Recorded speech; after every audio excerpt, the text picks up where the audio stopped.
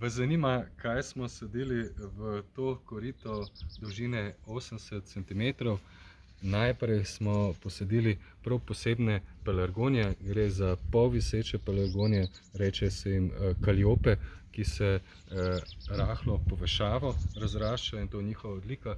Seveda pa te pelargonije bogato cvetijo skozi celo leto, imajo močno rast in to je njihova glavna odlika. No, ko pogledamo naprej, vidimo v ospredju zasaditve tudi moljevka. Moljevka se razrašča navzdol in bo v glavnem poskrbela za samo strukturo.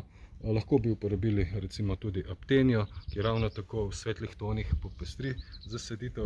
V ozadju pa vidimo perjanko. Gre za sorto, ki je nekoliko nižje rasti, doseže višino 40 do 60 cm, vse odvisno, koliko bomo zalivali.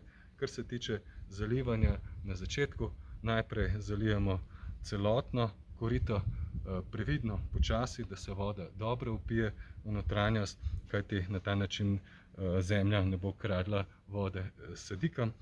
No, med letom pričnemo tudi z dognajevanjem. Prvič dognojimo rastline kakšen mesec po sajenju, kajti prej je dovolj hranil v zemlji, potem pa nadaljujemo z dognajevanjem v tedenskih 10-dnevnih presledkih.